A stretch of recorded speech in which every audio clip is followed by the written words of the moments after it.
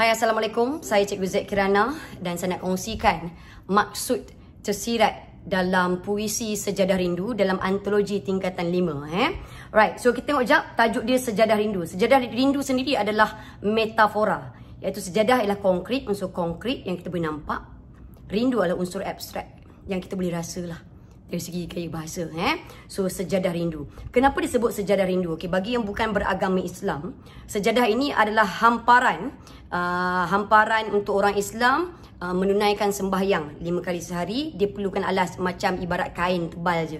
Kadang-kadang nampak macam kapet pun rupa dia. Alright, so itu sejadah. Tapi kenapa disebut sejadah rindu? Lama dah tak jumpa, biasanya kita rindu kan. Maksudnya sejadah itu dah lama tak sentuh. Maksudnya dia dah lama tak menunaikan solat atau dah lama tak sembahyang. Itulah senang kata. Alright, so tengok jap, ini karya Muhammad Haikal Aminuddin. Kita tengok pada rangkap pertama. Terkedu aku di sejadah rindu. Apa itu terkedu?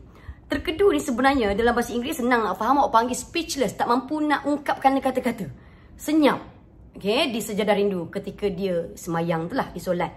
Okay, mengungkap kalimah syahadu. Dia membacakan ayat-ayat suci Al-Quran.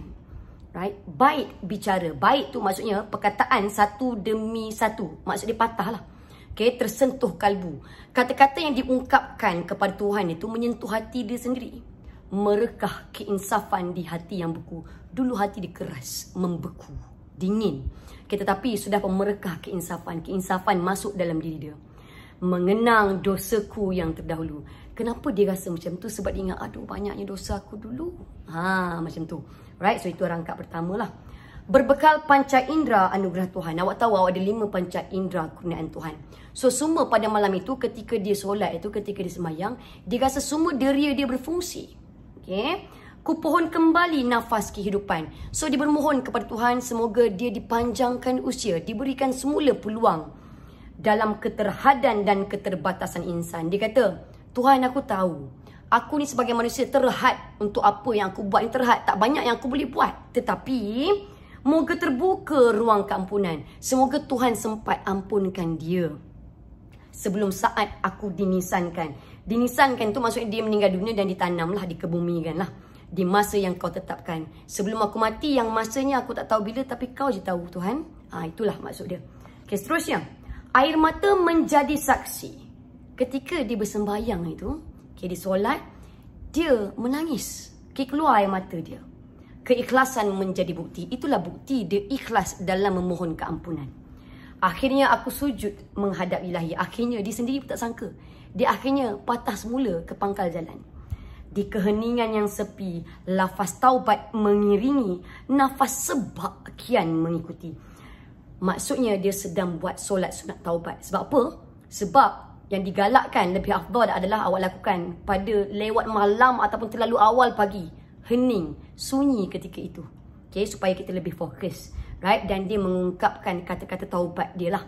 Okay? Alright. Dan dia berdoa dalam keadaan dia sebab dia macam awak boleh rasa seduh dia kat situ. Okay? Alright. Yang seterusnya. Hati ini luluh. Hati dia rasa macam sedih sangat-sangat. Jiwa yang kaku tersentuh. Hati dia mula tersentuh. Ayat-ayat cinta disusun kukuh. So doa dia kepada Tuhan yang dipanjatkan disusun cantik-cantik. Kemas-kemas di sejadah rindu yang lusuh. Dekat atas sejadah yang dah lama dia tak sentuh tu. Kemaafan yang kupohon sungguh dari pencipta dalam gemuruh. So dia benar-benar bertaubat dan minta keampunan daripada Tuhan dalam keadaan dia sendiri pun berdebar-debar, gemuruh. Kita tak tahu Tuhan maafkan ataupun tidak. Tetapi itulah keikhlasan yang dinyatakan.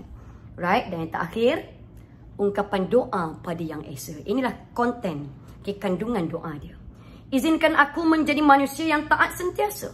Jadikanlah aku sebagai seorang hamba yang sentiasa ikut arahan dan perintah Engkau ya Tuhan.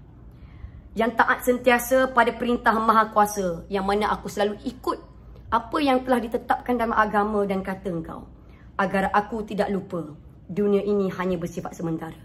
Dia minta Tuhan sentiasa sedarkan dia supaya dia tidak terlalu mengejar keduniaan, sebab itu bersifat sementara. Dia kini nak mengejar akhirat juga. Okay, so inilah dia. Semoga awak boleh faham dia tentang keinsafan seorang hamba, okay, dalam orang kata mengenang dosa-dosa dia lah. Alright, so semoga awak boleh faham kontennya.